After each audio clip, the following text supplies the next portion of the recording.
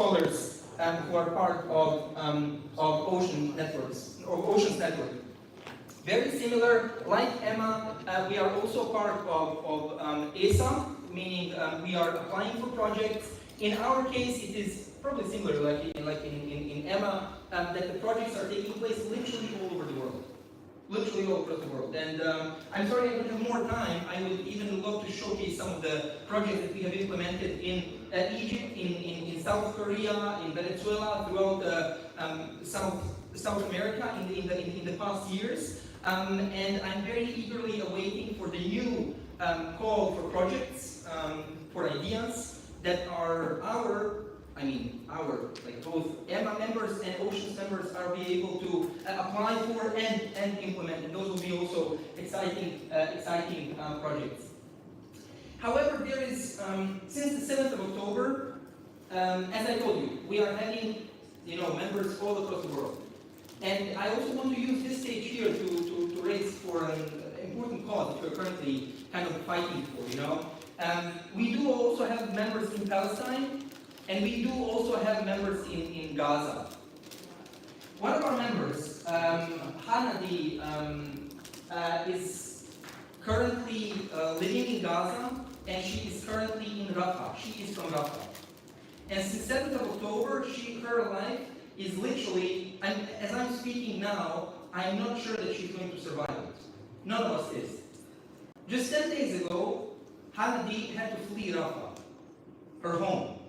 She has stayed there between 7th of October up until 10-15 days ago. 10-15 days ago, Israeli army started like a new invasion on Rafah. She had to flee. Since then, she is the lower right corner. This is her current home. A month ago, we have started a fundraiser for Hanadi. What she basically needs is to flee to go outside of Gaza. And we have even found a place for her where she will be able to work at another organization of our fellow member in Egypt, in Cairo, where she will be able to provide for her and for her family. She's currently living together with her mother, father, and two brothers who are sick, who need medical assistance. So our fundraiser is currently now kind of 20 maybe percent through.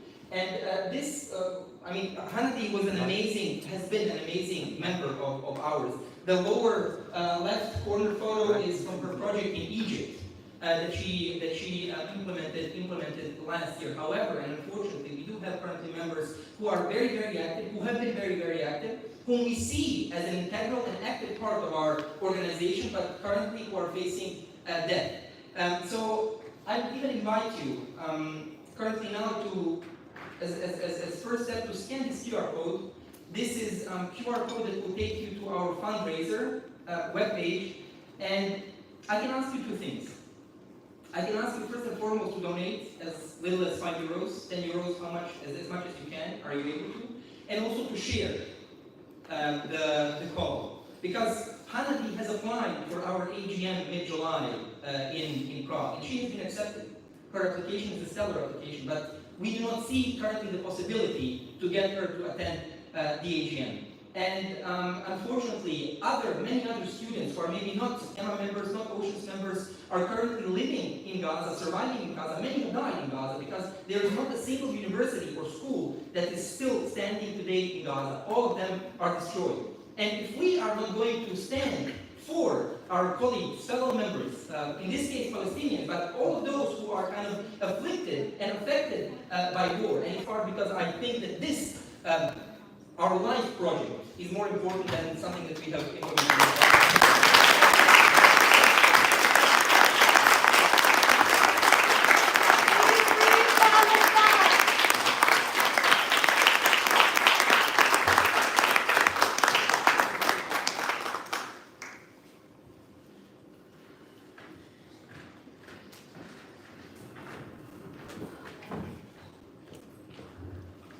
Well, I invite to the stage the stellar presence of Hasan Sud Sakim from the Erasmus Student Network from Turkey.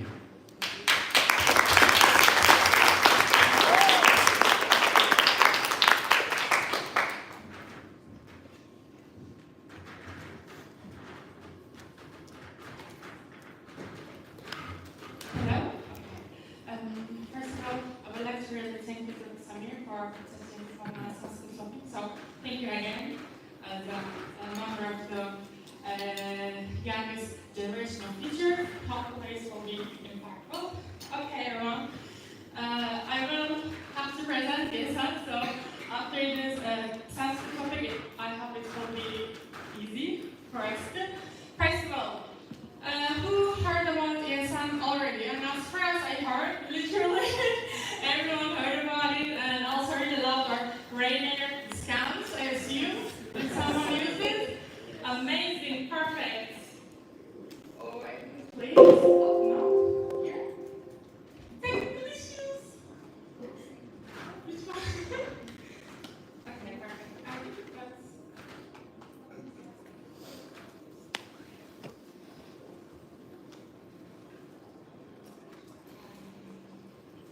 Yes, same issue again. Okay. And which way is it? Perfect.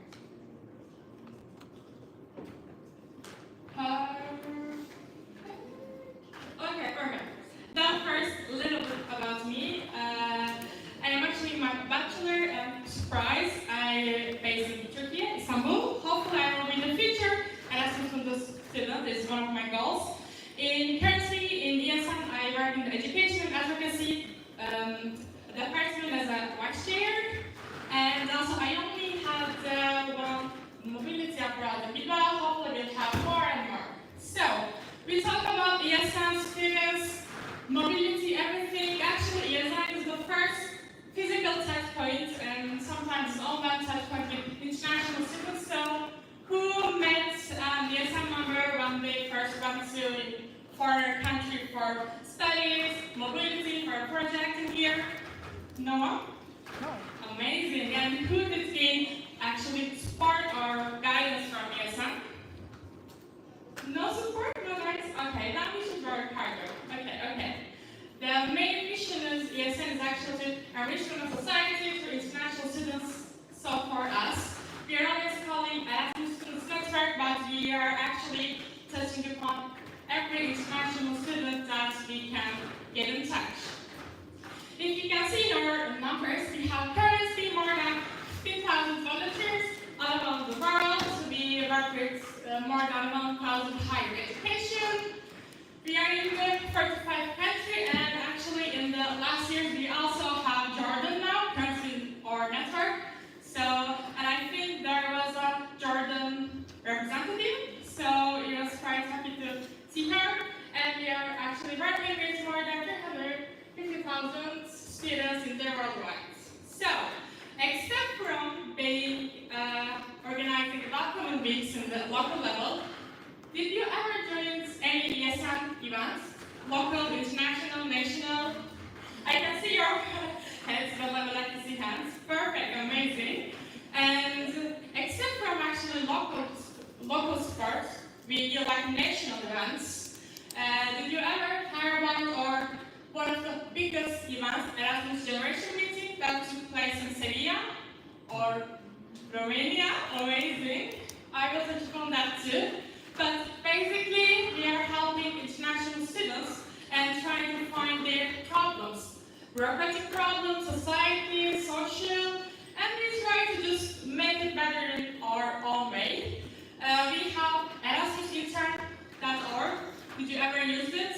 Did you know that we have a tool that you can search for Erasmus internships? We also have Erasmus Generation Portal. You can search for people's comments. You can actually kind of calculate the grant that you will get. Or you can actually find a job when you are Erasmus.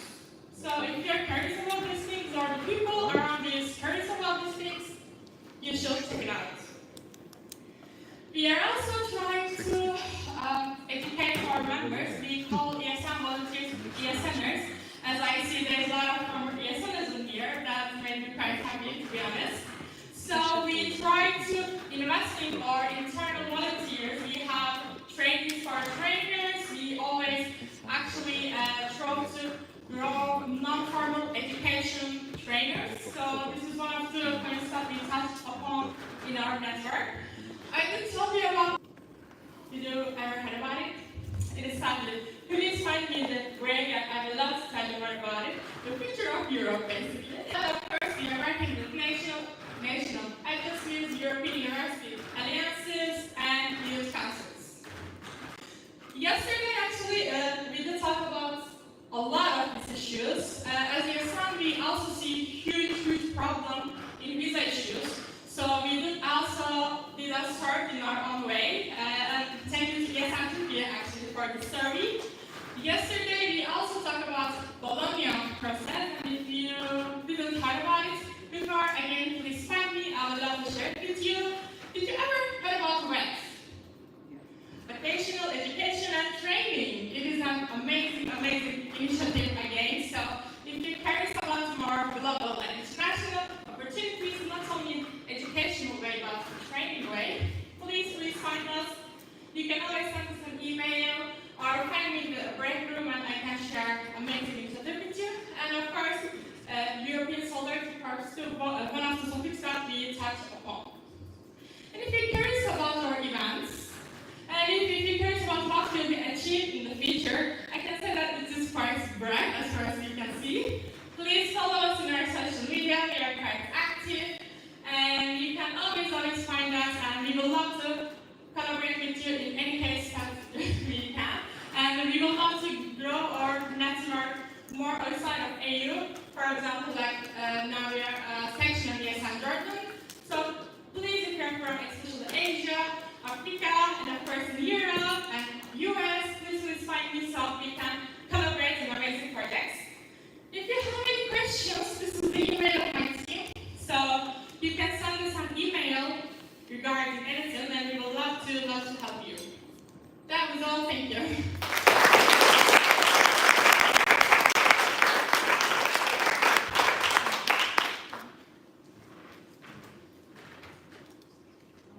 Yeah, thank you for that. We all love ESM, by the way. So now I invite to the stage to Maria Giovanna CEO. CEO is a very important person, as you can imagine. She's the Communication and Project Officer of Garage Erasmus Foundation. Please, welcome Maria.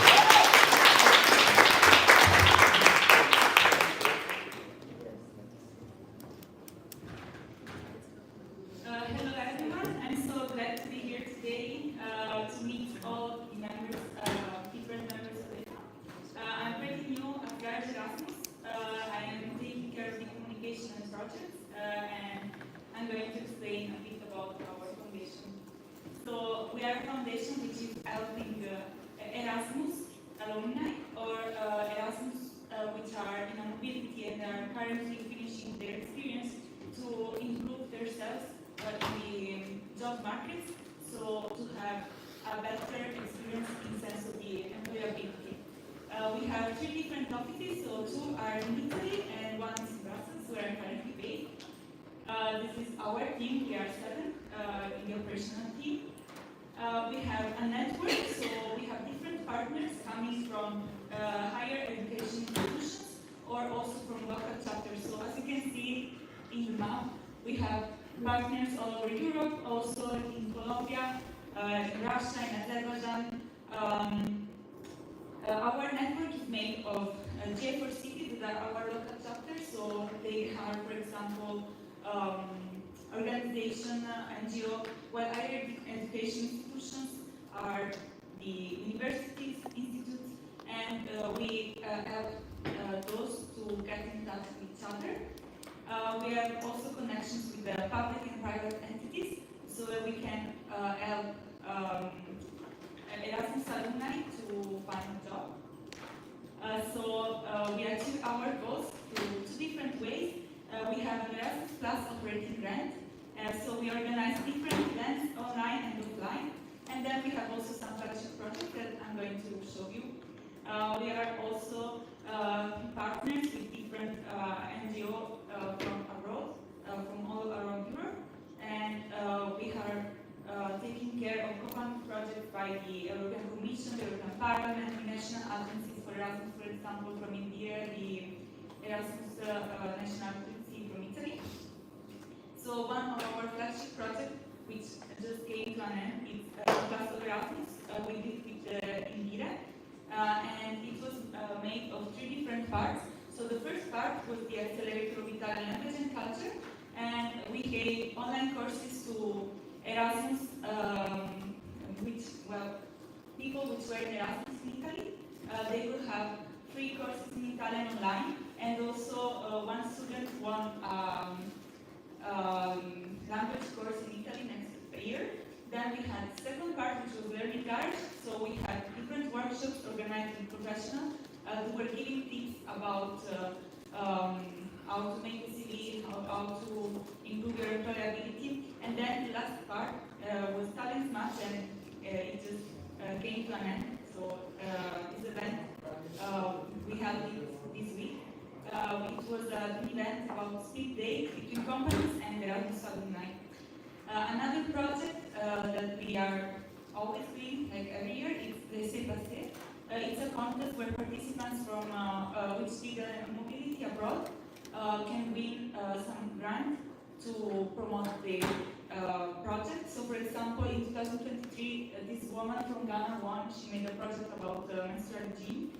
Another of our flagship projects, it's a great opportunity. It's a project that we are doing with the Erasmus class in Indira, and we are going to promote ETS and AFAM schools in Italy. Another of our flagship projects is Garage Erasmus City.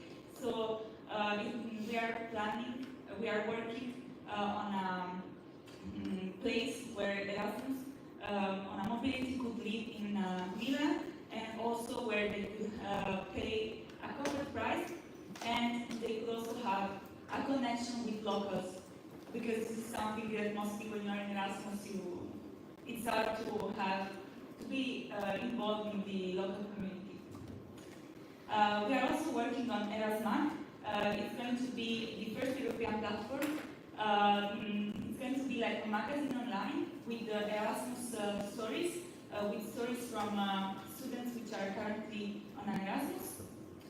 Of course, we are part of ESA, and as I said, we are working on different projects, so those are some of the main ones we are working right now. We also have some events that are taking place every year. 3 are the most important ones. So in our annual meeting, which took place last week, and I was glad to meet some of you there. Then we have also the Higher Education Summit, which is an event for higher education institutions where they can meet, networking, and we also give some kind of training. And then we also have capacity building for our GA4 cities that is going to take place next month. Those are some of our other alliances. And yes, that's it. So if you want to connect with me, you can find me in the coffee break.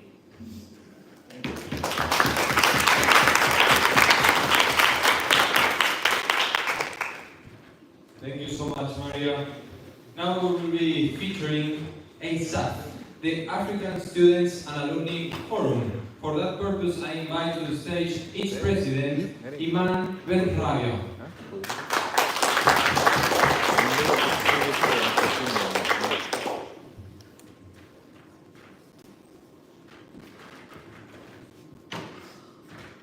Hello, everybody. Hello. Hello. Okay.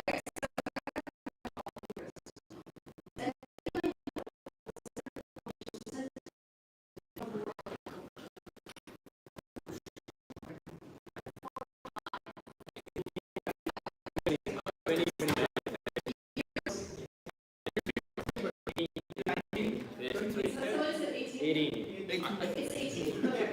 So 18% of the world population is in Africa. So it is a continent. I don't think I would exaggerate if I say brimming with potential.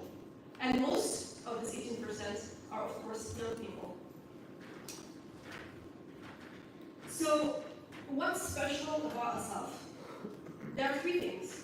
First of all, it's made up of purely African nationals. Then there is the fact that our members are not only students or alumni, they're also people who work in universities, who have benefited from mobilities. So our members are both students who have benefited from mobilities, but also administrational staff, also professors who have benefited from mobilities, which gives a really interesting fabric to our network. And here it says 1856 registered community members. Actually, we recently made it to 2,000 members. So we represent 36 African countries, and a lot of our members are active online because it's a really large continent and it's very hard to meet up very frequently. But we have a very good chunk of people who make things that we focus on. We want to make the quality of education in Africa better, but we also want to better opportunities of employment for Africans. So the very idea of ASAF started in 2017. In 2017, a bunch of people, who are of course Africans, met up, and they all have benefited from mobilities. And they were like, wait, we all benefited from mobilities, but we don't have any community or network that brings us together. There is no future after our mobility when it comes. There's so much we could do together if we just make an organization, a network together.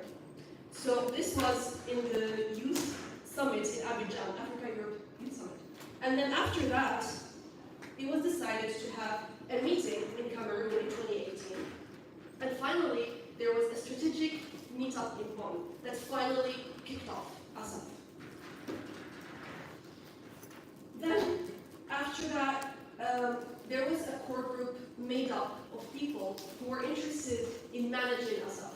So these people needed to literally work from scratch, work on the vision, work on the mission, work on the identity of ASAF, visual identity, everything. And from there, we finally started thinking, we need a board. That's where the interim board was made. And this interim board worked until quite recently. We had our first board elections in 2022, which is when I was elected as board member and president. Yeah, we had our very first general forum in 2021, and our first physical forum in 2022. So this is a bit about our organizational structure. We have a board composed of 9 people, and actually one of our board members is also present here because he's also an EMA member. Whoa! Mishak Samakal, yes. And so we are managers basically of the continent, which is a really big continent. So of course we need helpers, people who manage the nations, the countries, which is basically the equivalent of what you call country representatives. We call them co-ambassadors. So the co-ambassadors in every country that we have in ASAF, we have 2 co-ambassadors maximum that manage matters in that country. So this can go from helping outgoing students who want to go to mobility to welcoming incoming students who go to that country. This goes about networking with the stakeholders there, EU delegations, embassies, etc. So this is the board of this picture. In this picture, we are not complete. We are composed of 9 people with different responsibilities. We have an internal affairs task force, which is basically the legal department of ASAF. We have our research and survey task force. We have communication, which is basically the face of ASAF.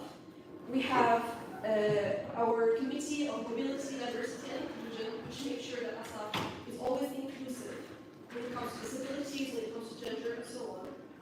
We have international cooperation and collaboration, which is pretty straightforward. We have capacity building and professional development, which is one of the most important task forces we have, because we really want to focus on improving professional skills and also just improving the mental health of our members. So we really focus on this. And then of course we have membership promotion and activation. So we try to promote ASAF to Africans who have benefited from mobility, but we also try to keep our members engaged. So this is more about the co-ambassadors. We have 2,800 co-ambassadors covering 20 countries. And here's when it comes to our pilot projects. In 2022, we had our very first pilot projects. These projects were basically spread around all of the continents of Africa into 5 different regions of Africa: North, Center, West, East, and Southern. And these pilot projects are basically, they're split into 2 types. So the first type is basically we focus on promoting mobility. Because a lot of people, especially in Africa, don't even know mobility exists. You tell somebody that let's say Erasmus exists and you can get a scholarship if you excel, etc., they wouldn't believe you. So it's very important for us to promote the fact that mobility exists in the first place, promote awareness. And then the other type of events is capacity building. Capacity building, through this, we promote professional skills and we try to share what we know with each other. So these are some examples of some on-the-ground projects. We had 5 in 2022, and we got upgraded to 13 in 2023. Woo! And we, of course, collaborate with other networks in a lot of events. We started meeting up with other networks, like for example, I'm here in EMA, the General Assembly. We also have a lot of interconnected members and overlapping between Oceans and EMA. One of our board members is actually also an EMA member, actually 2 of our board members. So we find that there are so many paths that we can walk together if we just put our minds together and try. So it's a very exciting prospect. We have, of course, stakeholder events. We have participated in the 2020 Ministerial Conference of the European Higher Education Area. Also, we are in the African Working Group of the Council of Europe. So we are trying to weave ourselves, the threads of ASAF, into higher level events in order to have more of an influence on policies and so on. So to get in touch with us, this is all the info, but one last very important thing I want to say is that one thing to say in ASAF is if you want to go far, go together, and if you want to go fast, you can just go alone. And I think this goes so much in line with what EMA is about. EMA is you, EMA is me, EMA is us. So thank you very much.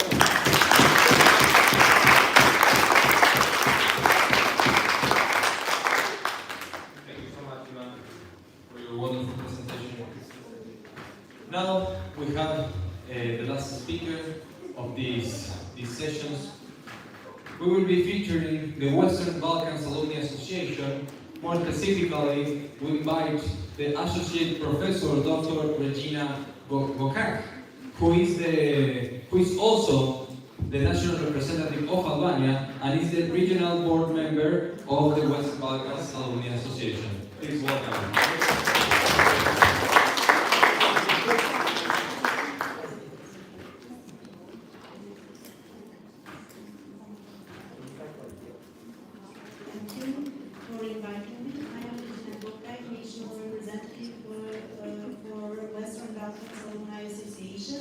From the National Representative of Albania.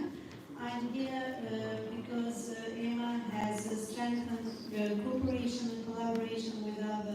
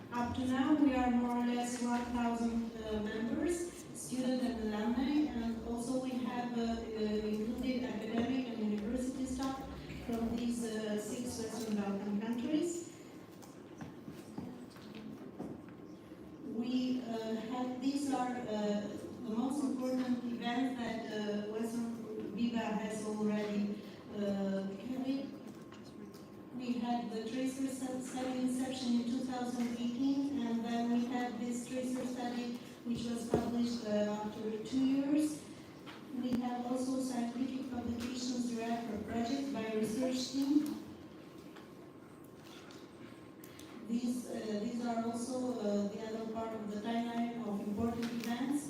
We have to stress out the meeting in Brussels with the European Commission Award for the projects, the magic of bringing successful project proposals and the exhibition plus in November 2019.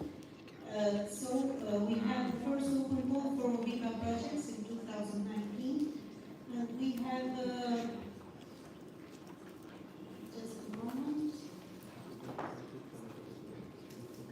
We have had so far 57 projects implemented, and with the projects of 2023, we have 65 projects implemented in the Western Balkans. All the projects were included and performed and implemented by WIPA active members. Together with the teams, we have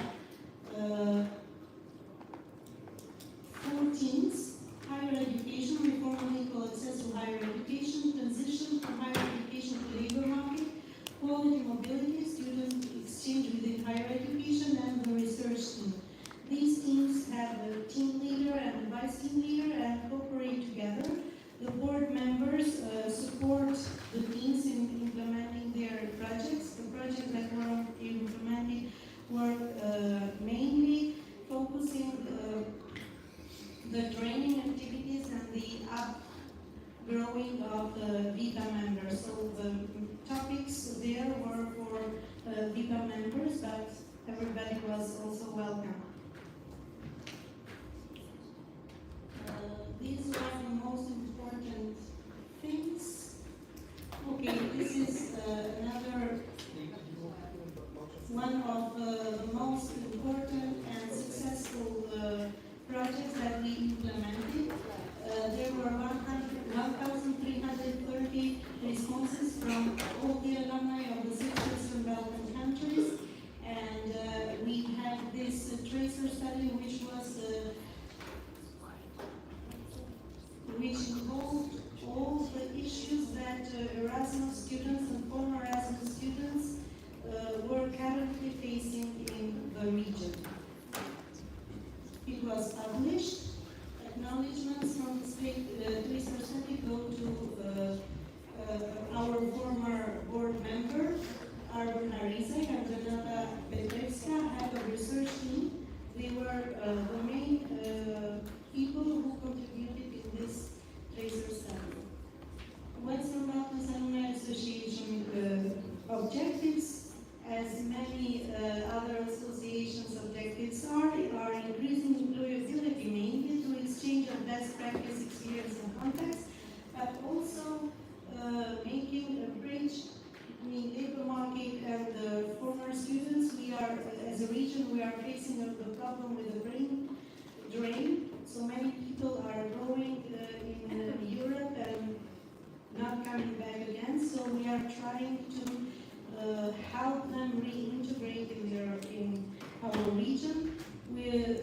Our objective is also to contribute to the modernization of higher education system, and liaising with other alumni associations in the EU and beyond, sharing experiences, mentoring students, etc. This is in short, but anyway, you can visit our website where you can find more about WIPA. Thank you.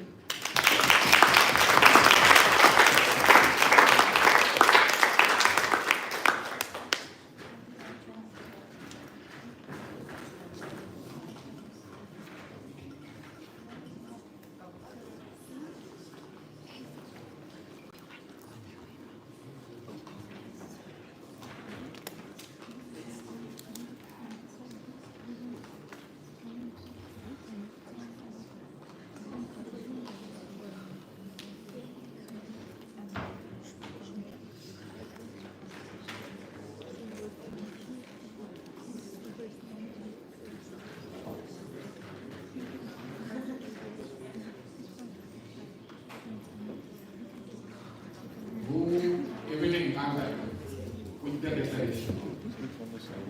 So I will not take too much time. We are already too tired at the end of the day.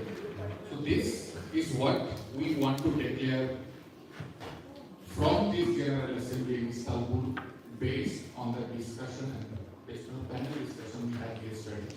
I'll go through it quickly. Whereas the joint degree is an academic program offered collaboratively, even though we can, it's the definition of joint degree. We recognize its value in international collaboration, academic excellence, and cross-cultural exchange. We acknowledge the challenges as well as the opportunities. And we declare our commitment to advancing the global awareness on and recognition of the joint degrees. So this is the context. Based on this, thereby we, the attendees of the 18th General Assembly and First Annual Conference of Erasmus Mundus Students and Alumni Association EMA AISBL, Raju, we have you there, having convened on the 25th of May 2024 today in the transcontinental city of Istanbul, Türkiye, hereby pledge to promote awareness and understanding of the joint degree among students, institutions, and employees worldwide, to advocate for the removal of barriers towards the recognition of the joint degree through policy engagement and collaborative initiatives, to support students and alumni in navigating, which is important, navigating the recognition process of the joint degree through providing them with the necessary resources and guidance, and finally, to foster partnership and networks that aim to enhance the visibility and acceptance of the joint degree on a global scale. For this end, we commit our collective efforts towards ensuring that the joint degree from within and outside the European Union is recognized and valued globally. So, if majorly I will go for hand raise. So, if you, based on the panel discussion yesterday and this declaration document, if you agree with this declaration, please, I would request you to raise your hand.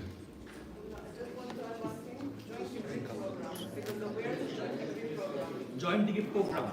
Yeah, it's not a joint degree because a joint degree means that we get only one. Joint degree means that we get only one diploma. Yes. And I think 99% of us will get 2 diplomas. So it's a double degree. So to make it just right, very joint degree program.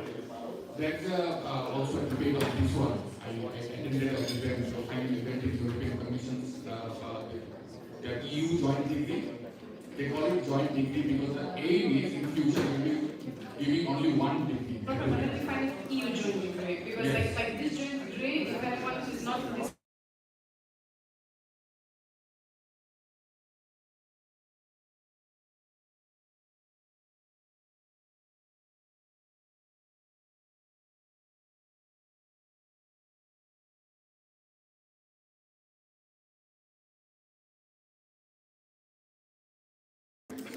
If I may, I'm not a specialist of this program, but the denomination have changed over the year. I mean, for each generation there were new names. Even into the graduating like survey, we had to synthesize the marks that we use in terms of joint master. I mean, you have to look into the Erasmus program wide, and that's what I looked. But yesterday I checked and I couldn't find joint degree. I found joint programs. So it's better to double check with the source, maybe with the EAK on Monday, instead of using the wrong terminology. Joint degree might be used 5 years ago, but not anymore now. I'm just kind of confident now, but it's Joint program. So what I will do is take the consensus, but before publishing it in the website, we'll double check, even triple check, to whether to add programs after the degree or completely remove the degree or call it just joint programs. But before we go in double and triple checking, we will not continue with you, of course, you have to go home. You cannot do that check now. But based on the confirmation that we will be double checking it, whether it is joint degree programs or only joint programs, can we come to a consensus that we agree that as EMA, AISBL, we will be, as the 4 points say, we will be supporting in these activities from here onwards and make this declaration. So if you kindly request you to raise your hands.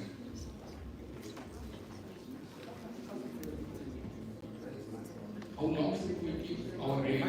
5 seconds? Rajan? 5 seconds is okay? Take the photo.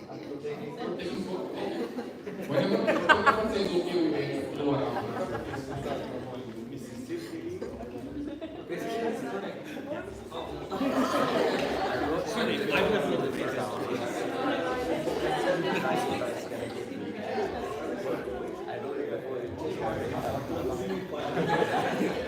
Okay, it's enough, guys. Yeah. 100%, right?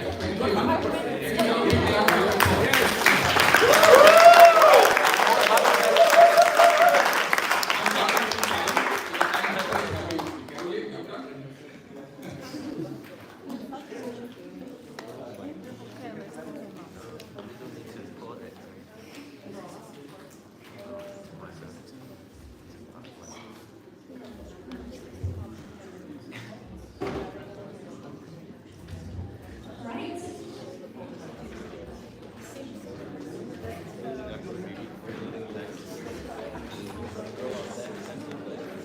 Alright, how is the energy level, everyone? Almost there. So now, so you had some wonderful discussions in the morning sessions on co-creation, isn't it? Alright, so would you like to share it with everyone? Yes? Alright, I'm really excited about it. So let's start with the results of co-creation session. Karen, do you want to tell about the first session and we can discuss it? Yes. So given the shortage of time as well, and I can see the level of energy is really going south. So let's start with the first group in the co-creation one.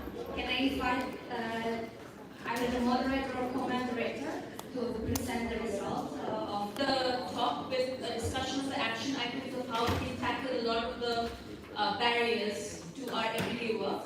For example, one of the biggest barriers that many members mentioned was that the EU delegation support was not very consistent. It was recommended by one of the CRs to ask Brussels to introduce CRs to the country's EU delegation rather than contacting the EU delegation yourself, which was very helpful in the past for them. Also, some volunteers also mentioned that because of limited resources and time, it's often difficult to sync with the students' like university working hours. And it was recommended to think of resources and not only funding. We can get funding from resources, which is a very salient point of insight that we got. One of the other things that was mentioned was how it is important to have inclusivity and alumni involvement in the everyday CRNet work. Because while it would be nice to ask alumni to contribute because while you have one CR, it's very important to go bottom up as well as top down. It's very important to work on a city and region-wide level as well, not just the country level. It would be very important to get access to others who are maybe not official volunteers, but who are not officially recognized as CRs, but who can help work with you on your CR tasks. And the importance of, a lot of members also mentioned important work that they did with getting their students, prospective students, access to scholarships for English language tests, which I think is a very worthwhile initiative and should be definitely taken to other countries as well. I really like Rajan's point about how we need to collaborate and we need a top-down and bottom-up approach. And last but not least, we need to collaborate and borrow best practices from each other as well as the PRNet and all the other volunteers here. So that's it. Thank you so much. And now may I invite the representative from Topics Group. So that was the topic on projects. So can I request the people who were in my team, like the session, to come and present the project ideas that were discussed? It was about external projects. External projects. Sharon, you want to join? Round of applause for Sharon.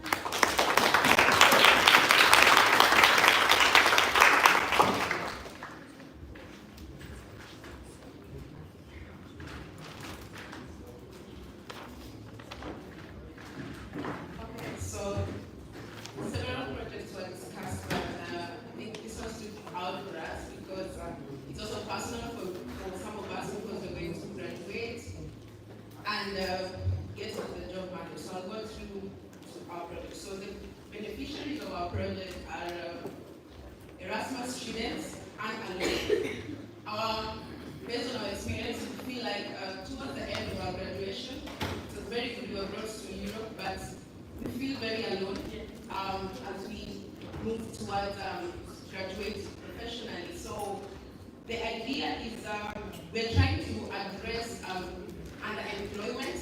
One, we're trying to enhance our competency skills in the job market and also try to get the competency like your employment skills, and how do we intend to address that? So Diana earlier mentioned about writing, they can help them with maybe salary negotiation skills, they can help them with some idea based on the experience with study permits or even the path to take to prepare themselves. Some students have mentioned that there's the element of Europe and language, and maybe this person can engage the student from first year and tell them maybe focus on this language if you want to move into this country. So such kind of thing. So through the existing EMA members, we can be able to get a pathway easier into companies, because maybe it's difficult to knock doors into the companies, but it's easier through our EMA members. So yeah, that's pretty much it's a bad program, but through a professional way. So EMA members pushing the upcoming graduates and students. So thank you.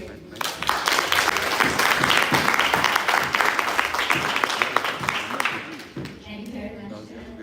And the third one, we still have 2 more projects. Okay! Wow, I'm so proud of the topic, so please welcome the next project.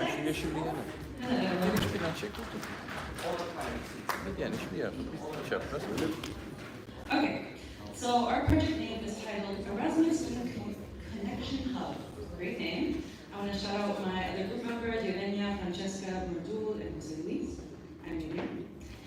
So we kind of envisioned an online resource that will be hosted on the EMA portal that will showcase also the specific EM and JM handbooks and specific university websites for each program. And we want to show the programs that are active in each of the countries to promote in-person and virtual inter-program events, so kind of mixing between the different programs.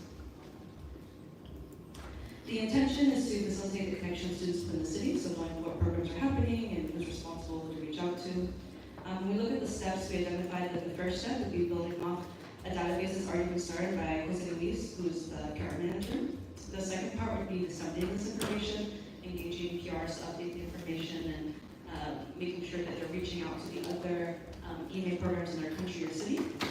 And then lastly, kind of what we would hope long term, that the people would take this information and do like intermingling, or let's say going to coffee or some professional networks. And this is something that can be used not only by current students in the programs, but also alumni. We see the impacts as creating a strong student community, growing professional networks, and strengthening the alumni network. Some challenges to highlight would just be ensuring that the data is up to date, and just the initial project of pushing what Luis has already done and kind of completing it, which would take an effort that we can all do together. And that's the project.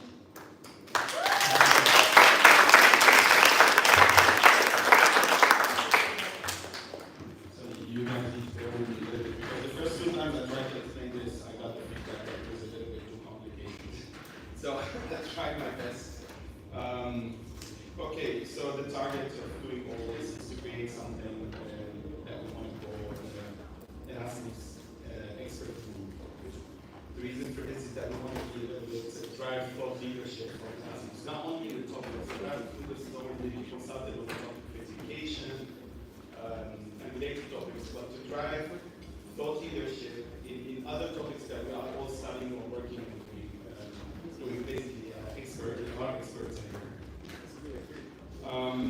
The way we want to do this is, as first, we want to target our funding partners, so the EU. Can I tell you about the challenge first? Go ahead. Okay, so the challenge that we identified was actually from yesterday's session, which we led, like the Rajan led, that Erasmus Mundus degrees are recognized, but how can we elevate that level that could also, get the leverage that, okay, these people have some skills. So basically it's a platform because we have expertise in different backgrounds.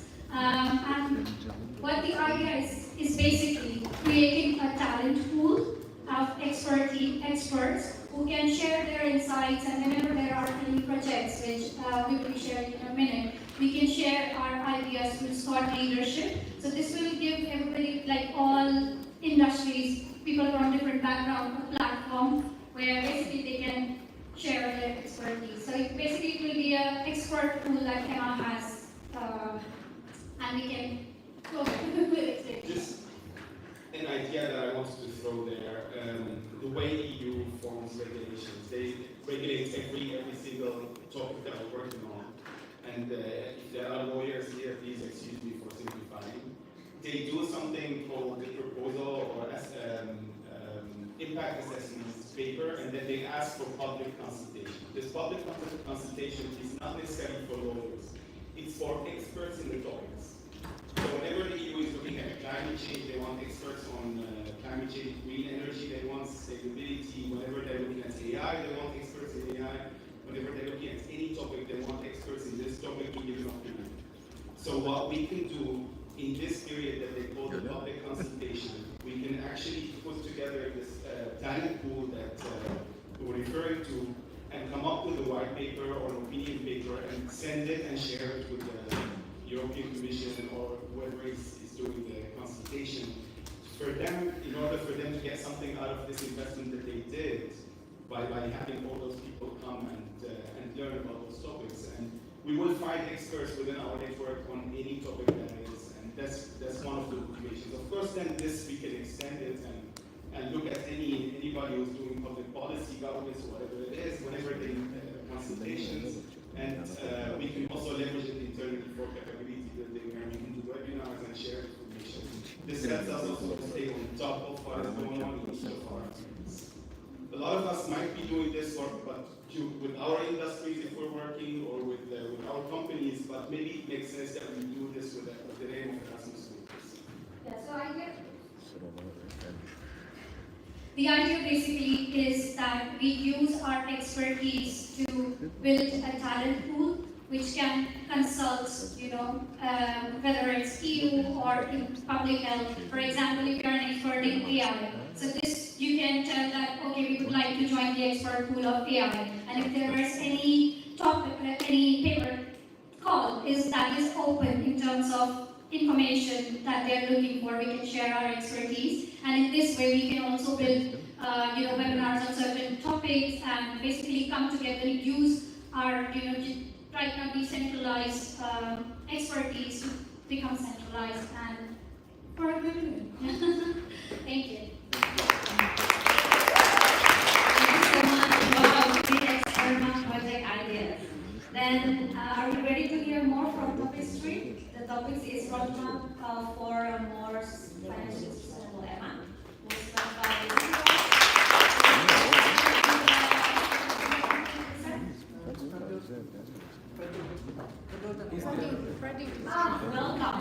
The floor is yours. Thank you. Okay, let's talk about money that we don't have because we are not a for-profit organization. But we only like it when we generate it for our own good. We can't generate money. That was one of the questions that that was raised. So how do you envision a financial sustainability in sustainable EMA? So we brainstorm firstly with the questions about what challenges we have so far, other expenses, partners, projects, to find what we have. We have a lot of talent and how we can use it. Then there was still confusion if we can raise the money, how we can raise the money, and then we discussed the problem in 3 phases. One of the questions was, how do you envision a financial sustainable EMA financially? So how do we define the sustainability in the first place? Then we discussed upon, are we having enough funds to sustain yearly inside EMA? And are we burning any money? So to do that, to do sustainability, we discussed that we must progress sustainably. in a short-term and long-term perspective. I mean, we can't go into detail because of the time limit. Then we touched upon the topic of why partnership is important. So sustainability isn't just about progressing slowly, but we can use program universities to become our partners. We can use data collection, and like the project team just mentioned, we can leverage our skill sets and what kind of network we have, and we can leverage all of that and be consultants for the agencies and generate something out of it. And the various venues to explore, the last phase was the various venues that we could explore. So, for example, how many PRs do we have? CRs over here? Yeah.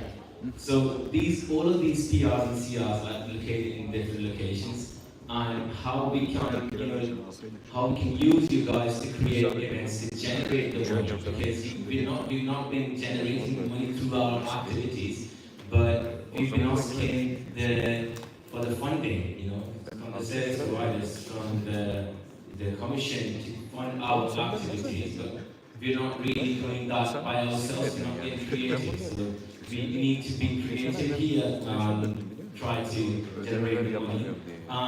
Secondly, very important that we might start asking for membership fee to join EMA. Sorry, yeah. Do you want to add? Would you like to add? Oh, I love that. Please do. Okay, related to the topic. Oh, yeah. Please go. It's okay. It's all of us. Because when I say that please use us, meaning that we can come into part of the sponsorship as well as consultancies. Did you mention about the consultancies? Yes, because I do believe that when you are in the industry for quite sometimes your expertise is super, and you can leverage the consultancies, us as a consultancies, so that we can generate money to the EMA. As well as when you say that the companies, and some of us own our own companies. So we can leverage the companies to be utilized as part of EMA in order to tender for some projects and such, which is we can discuss furthermore on the profit sharing, for example, at 40-60 or even 50-50. I think that's also going to get money. These are just the various avenues that we discussed upon to generate the money. Because as far as we have been going, we haven't been doing that so far. And we need to really, be progressive here, because associations like ESN that they just presented, they do a different kind of stuff to generate the money and funds for themselves. So yeah, this was one of it. Yeah, so that's basically it.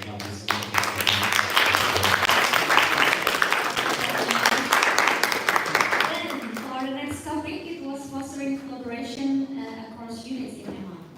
Who will be the representative for the topics to present? Welcome, Diana.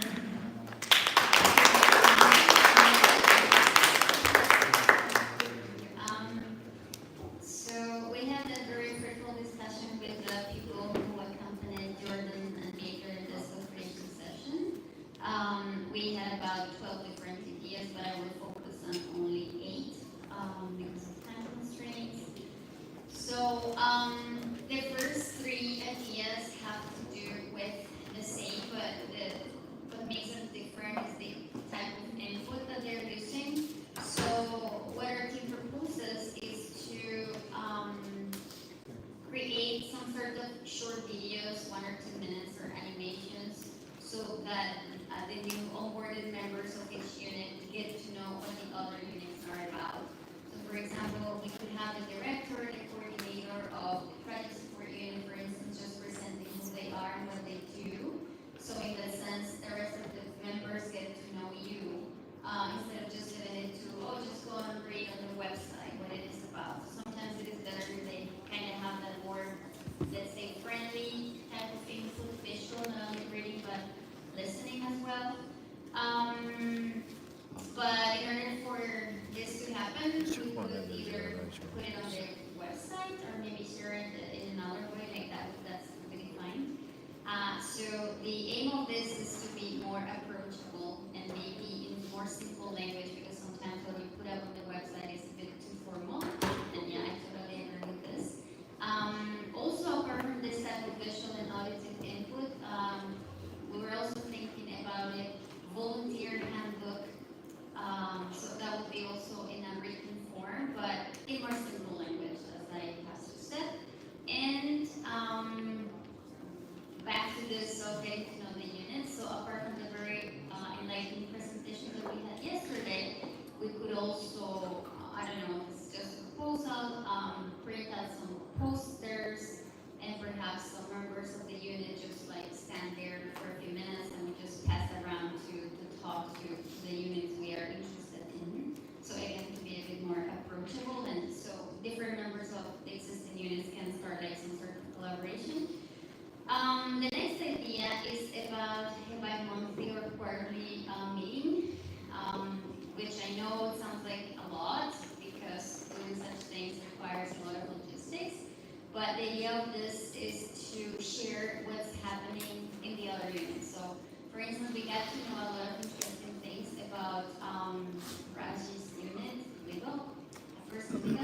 Yesterday, we were a bit surprised about the such kind of support that we can get from the unit, but because we're here at the GA, and what about the rest of the members of our units who are at home and missed out on this information? So they were proposing this idea so that everybody who's interested in learning about our units can join online and they can get to know projects and ideas and maybe start collaborations. And join to this or link to this is to create some sort of interactive platform to be defined, like the easiest way is Google Drive, where we can upload these activities there and like keep track of what's happening, same as the activity report before, but that's just for I mean, it's for everybody, but just a few people can have access to it. So, but this one would be like a more public one, so we could get to know that. I'm almost done. Just some more ideas. A talent pool, I think it was closely related to what the previous group and the one before was presenting, which is some sort of a profile where volunteers can feature their skills. So for instance, if we go and see Caroline's profile, then we know that she has a lot of skills in project management. And if I want to create a project, maybe I can come to her and we can start doing something together. And we're not from the same unit. Not only to feature skills, but also knowledge sharing. So if I know how to create appealing visual content, then I could also put it up there. And finally, this is more for, let's say, more local and specific to two units, which is SNAs and communications and IT, to train, you know, program representatives as well as country representatives are like the ones who disseminate the most like very specific related information to a lot of people. And sometimes we don't really have the tools on how to create an attractive or engaging post. So it would be very nice to do this, so it helps us convey information in a better way through the social media channels that we use. We already had a training on that, and it was part of one of the ESA projects in which Jocelyn and others participated. And Jocelyn did that knowledge exchange session with the peers, and it was very insightful because we learned to create videos. Yeah, and that's it. The others are about country representatives, but we're short on that. Thank you.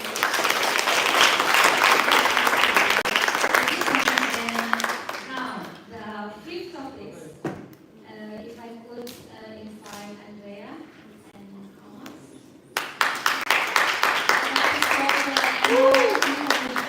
We have two ends. The first one is how can we welcome our incoming students, so they first know about us and know what is from the Erasmus Mundus program in general. And the second end is about the self-funded students. So the target group would be the potential students, and how would they get more information about either self-funding or other scholarship outside doing a master's degree from Erasmus Mundus. So who should go first? So thank you so much. So in our group, we actually have two questions. So one of the and support more the newcomers to the Erasmus Mundus, so like how we can help the students. And we have several ideas. I'll highlight only the main ones because we are short of time. So one of the ideas was that we really have a great program representative group. So why not to make some sessions by each program representative when the session starts. So like when the year starts, it's already being done by some, but it's not like a common practice. So that, and we can also collaborate with the program coordinators and ask them like maybe feature it on their website, like the official website, so that we're going to have a session that's done by actually a student or a level of the program, so that they can feel more, relaxed, more welcoming, and ask the questions more. And it can be like the first step, and after that they can continue and follow up with the program representatives and keep some kind of student-friendly environment to ask questions and to learn more from each other. And another interesting idea from our group discussion came up was that we usually, in most of the countries, we have pre-departure orientation that's happening right before they're leaving for their Erasmus Mundus journeys.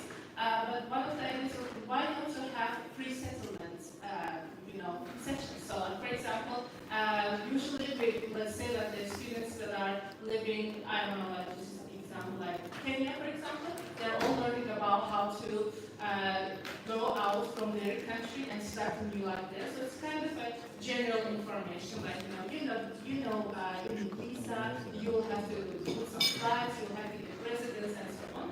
But one of the ideas would be, for example, as EMA, we can also research and see which of the programs, let's say, start the sessions in Italy. And we can try to bring the coordinators from Italy and ask them for the real practice, like how would it be, for example, to get a visa if you start your program in Italy? Or let's say, how would it be what would be like the tips for getting some, accommodation or some kind of such issues, so that we can create a document or something like a welcoming guide that can be coming from the real practice. And the final idea was about trying to make a kind of specific guidelines document that we can survey from the students and also the alumni of the specific program specific, so that we can have there the different information such as let's say documents, regulations, the degree issues, the validation, and life after Erasmus Mundus as well, because that's also, as a program representative coordinator, one of the questions we usually get from the potential students, how I can work, what kind of job opportunities they are after my program is done. So these were the main highlights from us, so thank you so much.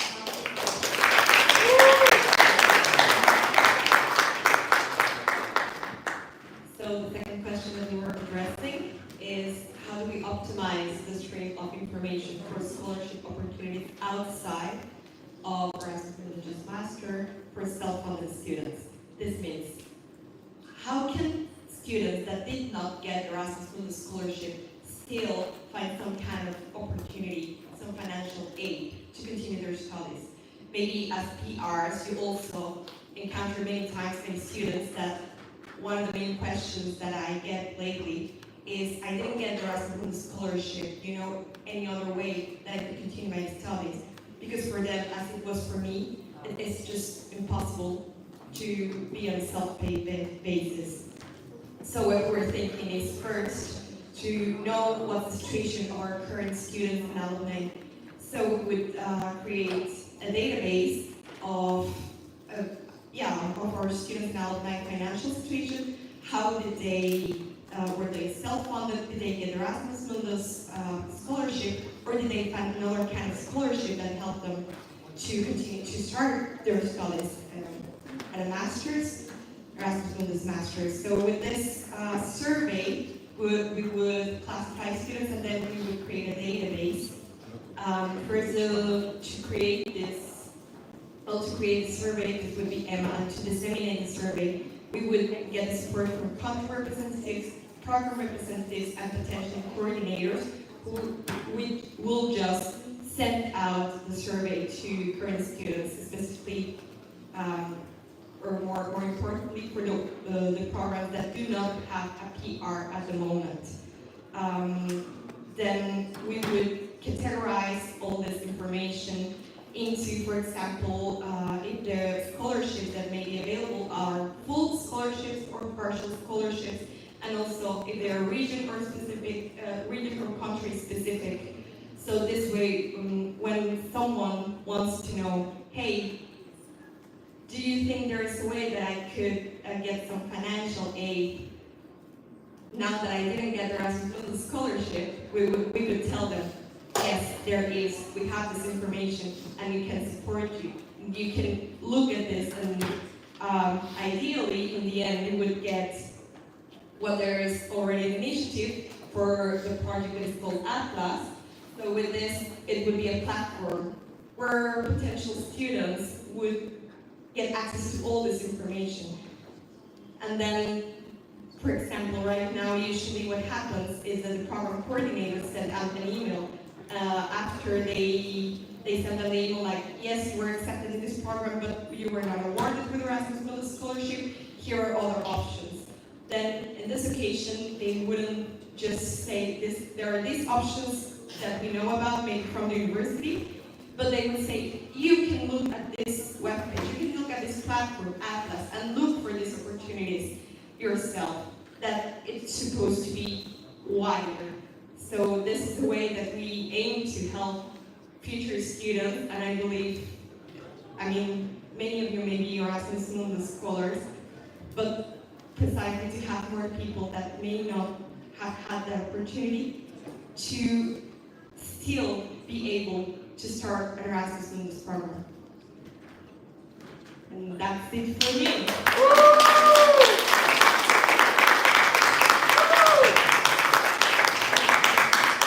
Thank you so much. And we are very happy that we have great ideas from the co-creation sessions. We will make sure to follow up on those ideas after the GA, so it's not stay here in Istanbul or Türkiye. And with this, I will give back the floor to Rashid and Octavio for the next, what we have next in the agenda.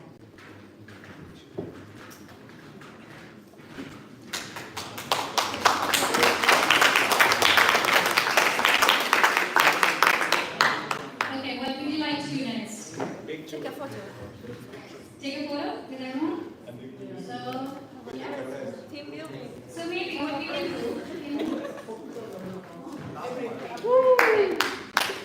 we get to that. But before that, just take a photo. Anything else? Anybody else wants to do? Team building. What? You're gonna kill me if I say it loud. Alright, so I would say, let's start getting ready for the evening. But before that, we will come to an end.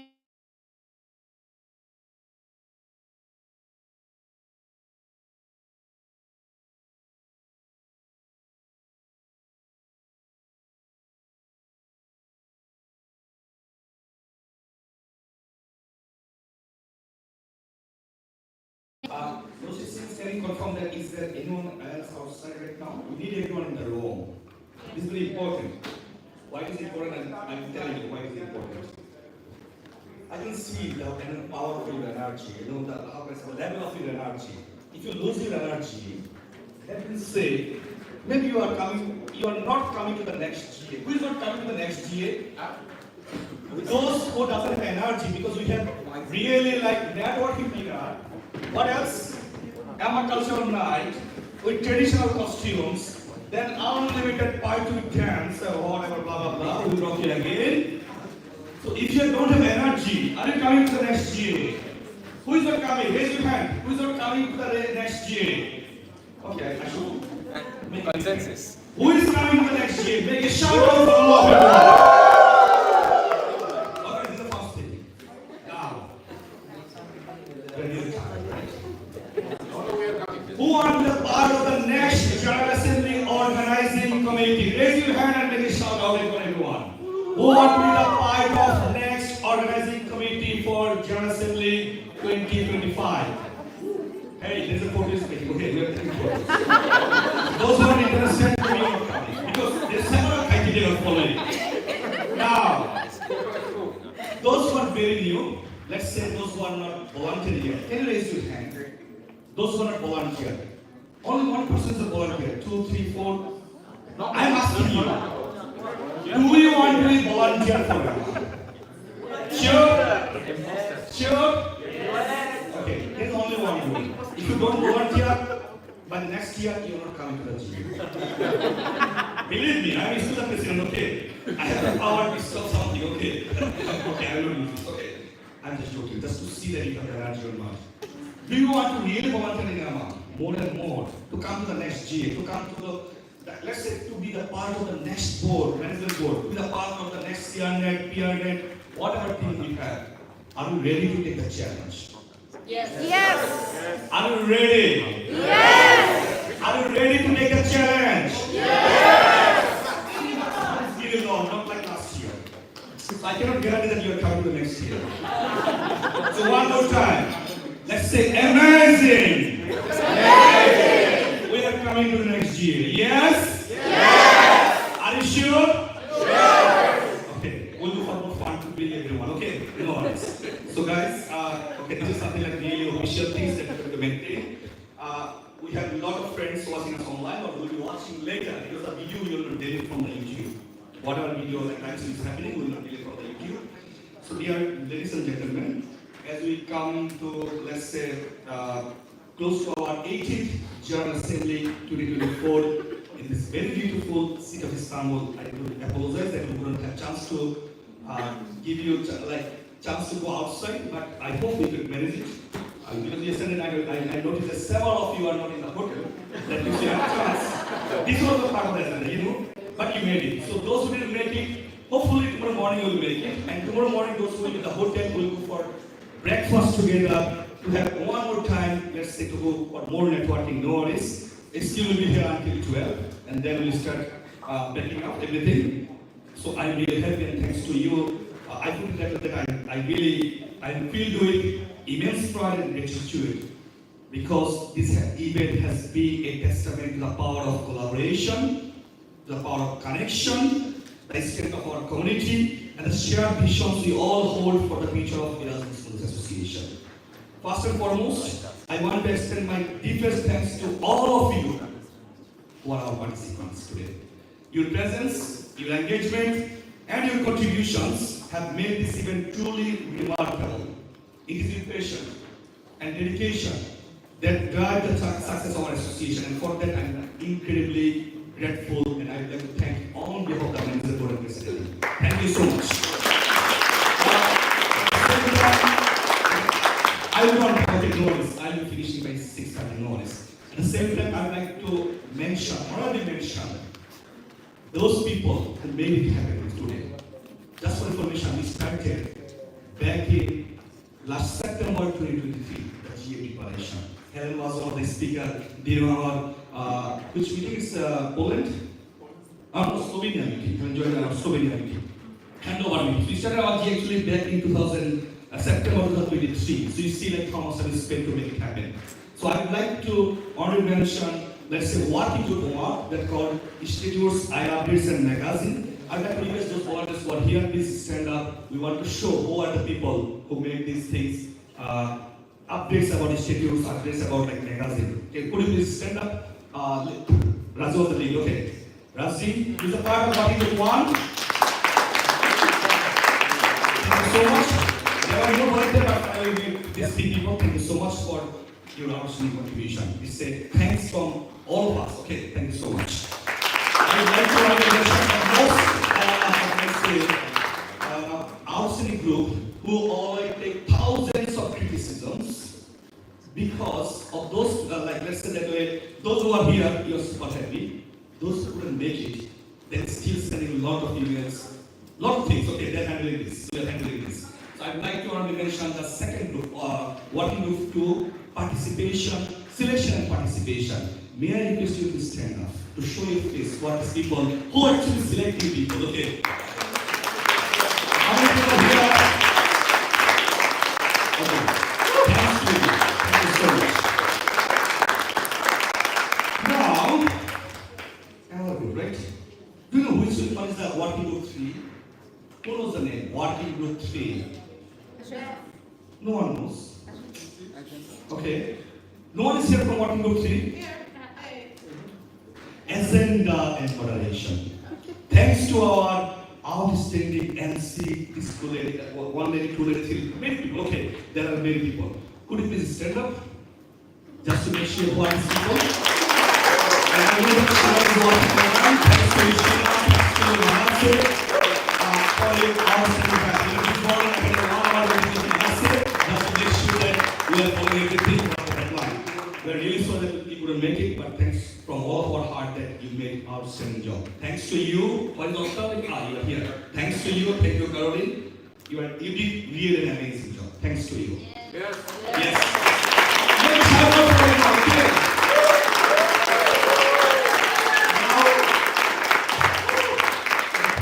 Now, I'd like to do a walking group 4. You know, the first night, yesterday night, we were in the auditorium until 1:30 a.m. midnight. So you can feel all the posters. Whatever you see, someone is moving, someone is doing. This is called working group for logistics and support team. I'd like to all teams.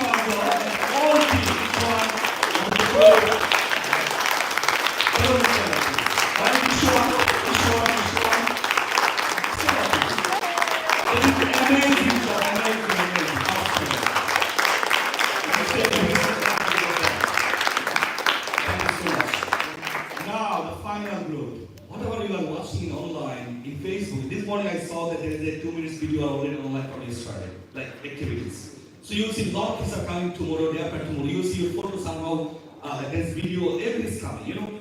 So it's called communication and marketing working group. This is the working group 5. Could we make a big hand for them first? Because this year,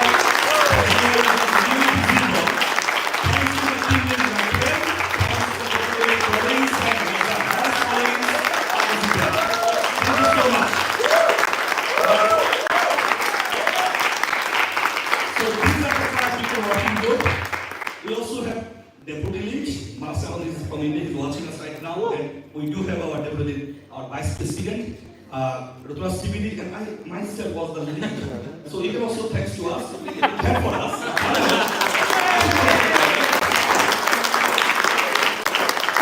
Now, I'd like to thank you, thanks to all of you, those who made criticism, we take it very positively. Those who say there is all this we should improve, you know, we are volunteer. Let me tell you one of my personal story right now, right here. My son is about to go to hospital right now. I am the father of 2 sons. The Sierra Bangladesh is the father of 1 son and 1 daughter. So we have several people like who has a family, but still we are volunteering. Let's say Hazaria. You know, this is a feeling, this is a passion that we do have. So still we are trying to improve. But you know, I put it that way that this is not the best that we are doing. We should be also our best version for the next edition. So we are trying to improve, but we really need your support. We really need you in the team. We really want you to join us, to help us, to learn from you, follow your expertise.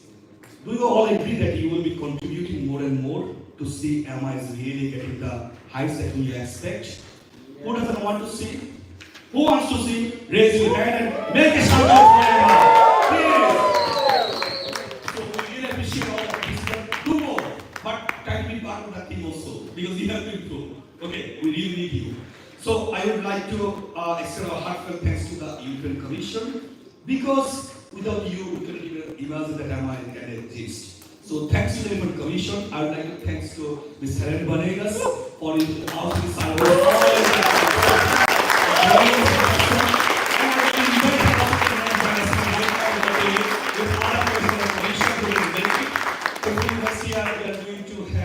let's say, while we are not doing big, next time we are going to invite and we are going to have, let's say, European Commission.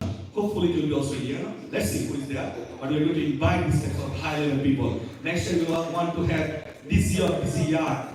Can you bring this? Do you think that we should invite them? Yes.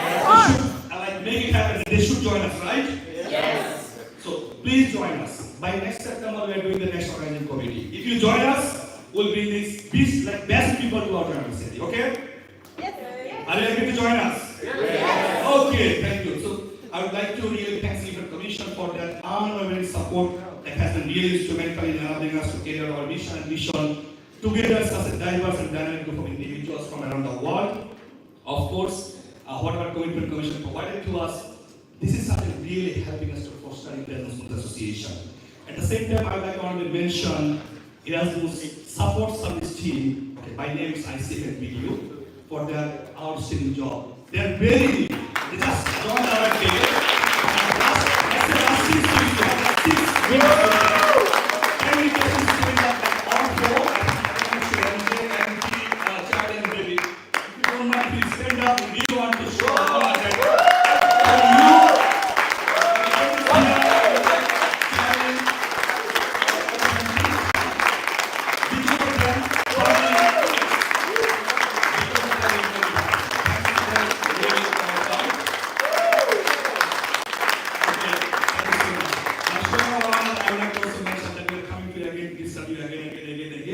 Because we really want to help, we really want your support for everything that we are doing. Because of you, co-commission, we are really trying to make a better version of us.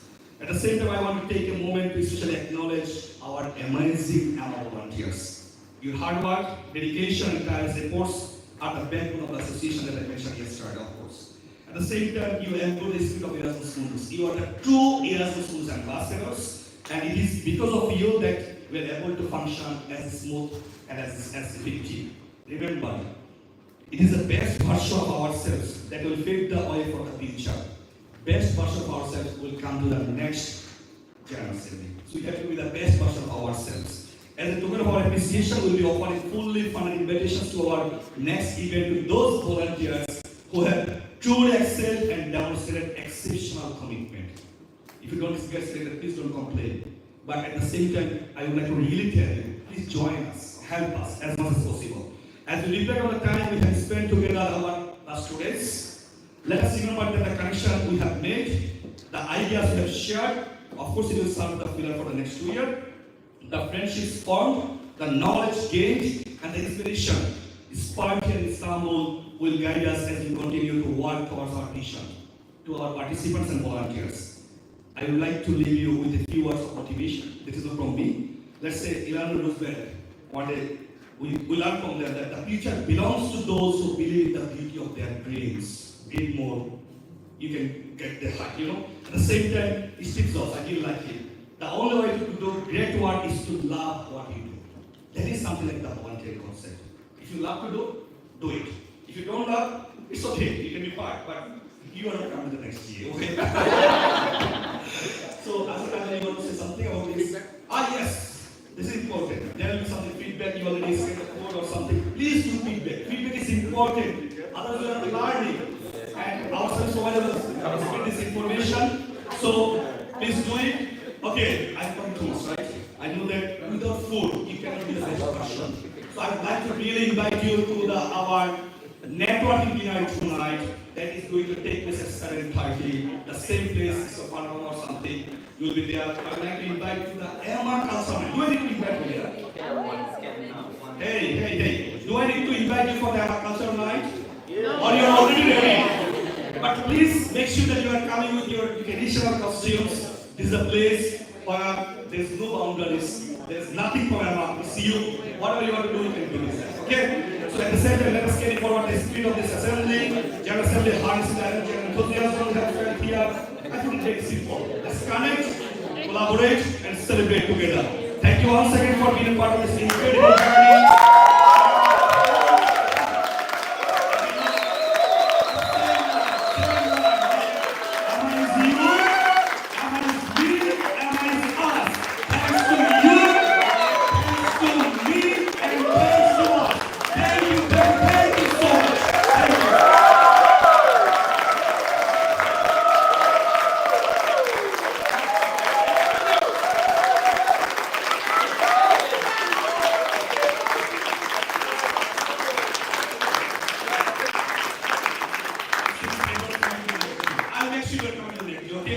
Let's make it 2 for 2 and make sound, and then we are leaving for costumes or whatever, okay? So like we said,